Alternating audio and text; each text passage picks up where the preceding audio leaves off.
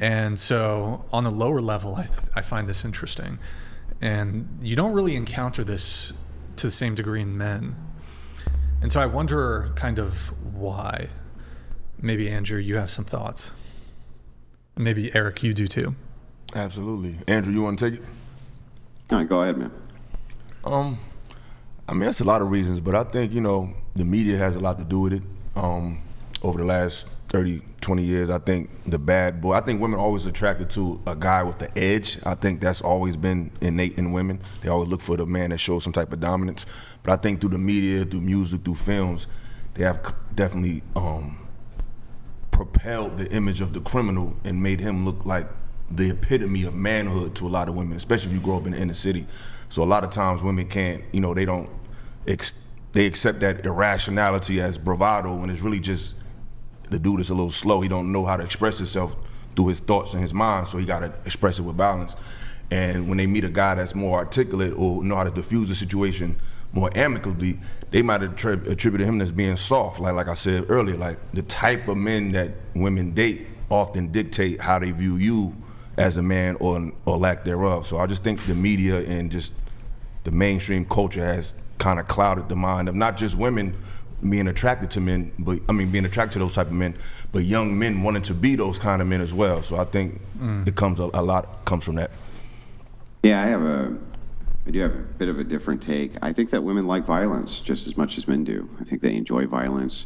I think that even when it comes to what they report, when it comes to sexual intercourse, they like it when men are rough with them. They like to be dominated. They like those forms. And so I think that women enjoy violence. I think that they enjoy the power dynamic of violence. I think that because of that, there's an attraction. Rollo Tomassi talks about this. He calls it the dark triad traits. Whether or not that's true or not true, what is true is that men and women both really like violence. We're really drawn to violence. We enjoy watching it. We watch action movies. We like suspense that has violence in it.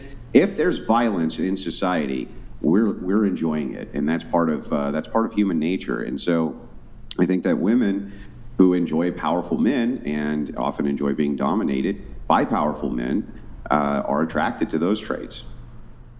Yeah, I agree. I think you're right, Andrew. I believe women are darker than they let on, and they're darker than society tells us. And like, you don't know until you know. Like, women are definitely into a lot of dark. Most women I meet ask me to like be physical with them in certain ways when we intimate. Like, they'll take my hand and put it on their neck. Well, what are the popular movies, bro? Like 50 Shades of Grey, right? Yeah. Various things like this. If you look at The Handmaid's Tale, women report that they even have arousal watching The Handmaid's Tale, where the woman is forced into a subservient role as a pregnancy factory. So the thing is like, no, I don't really believe this kind of idea of the princess woman who is just a nice, angelic being until a man comes along and corrupts her with his evil, violent, lunatic tendencies.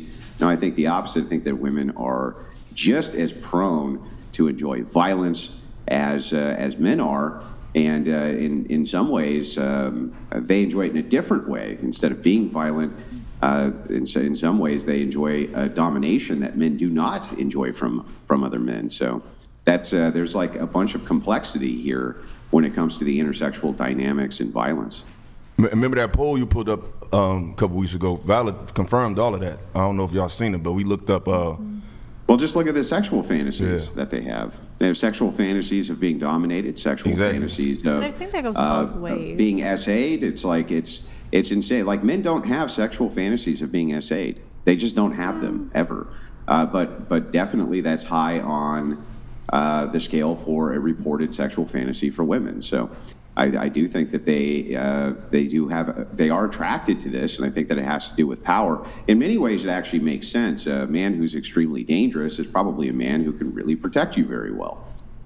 So you could be very good at verbal jousting, verbal combat, something like this, and maybe defuse situations like you're talking about. And perhaps there's some women who find that attractive, but also let's just assume for a second that you can remove all of that. So you go, okay, yeah, this guy's really good at talking, but he can't talk when I break his fucking jaw, right? So the thing is like, ultimately, it does come down to the idea violence, and I do think that there's an attraction level there for women.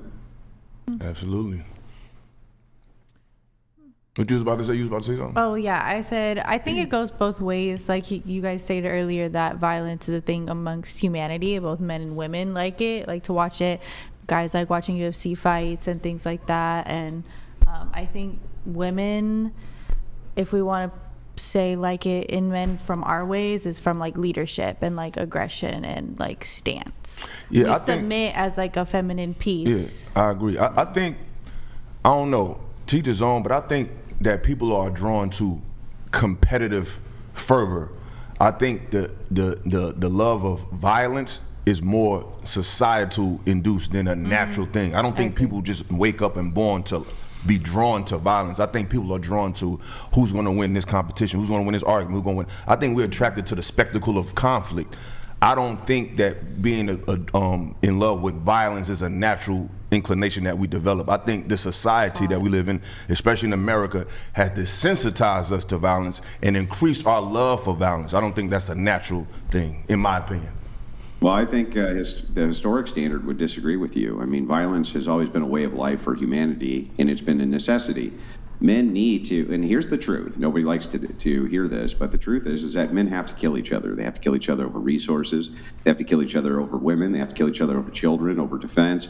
And sometimes it's not even clear exactly who's right and who's wrong.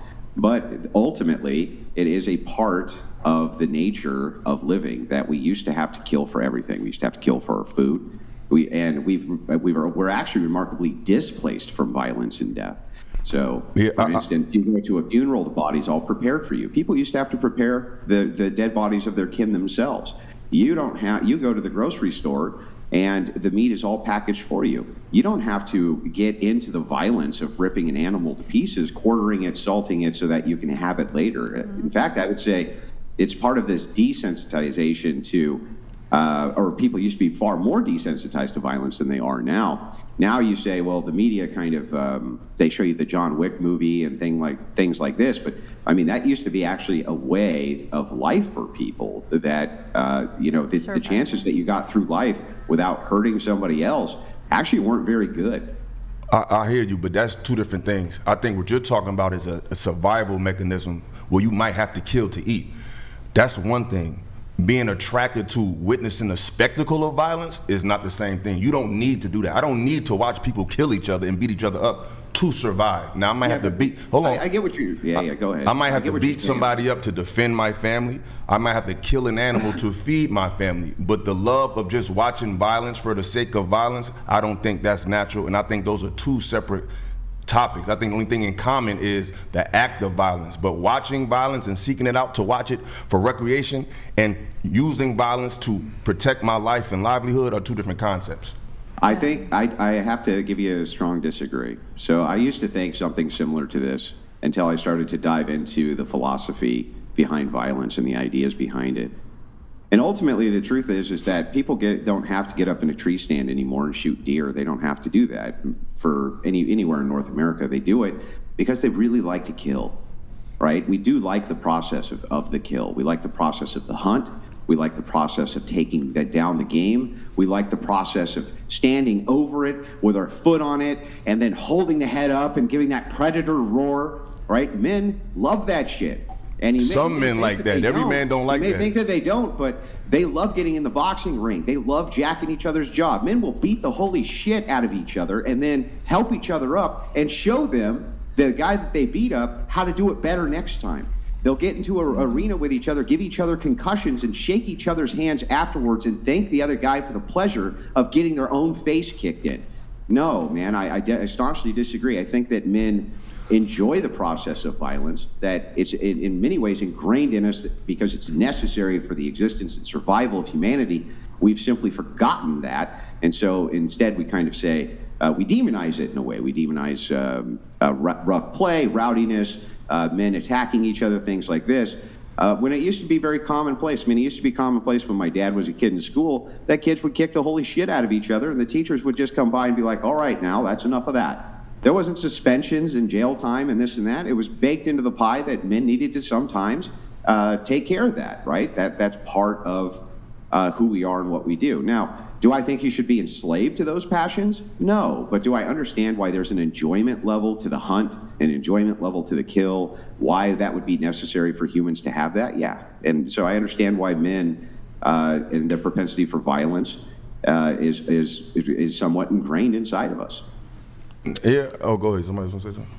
Oh, if you got something to say. No, go ahead. I would say like modern time give on like letting out aggression. Yeah, but I think like now compared to the hunt, it would be like sports. It'd be like we have like football. You guys tackle each other all day. Basketball, wrestling, which is a safer version of it. That's more moderated. But I mean, kicking and like drawing blood from someone's quite crazy. Yeah, But see, that's the thing. The less moderated it is, though, the more people love it.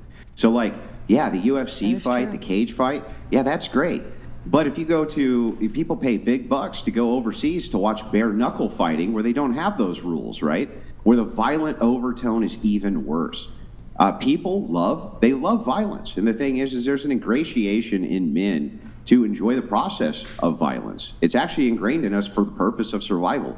And I think that if you're in, if you ever end up in like a World War I situation where you're in the trenches or something like this, you find out real quick your capacity for absolute savagery is way, way worse than you could ever have conceived of.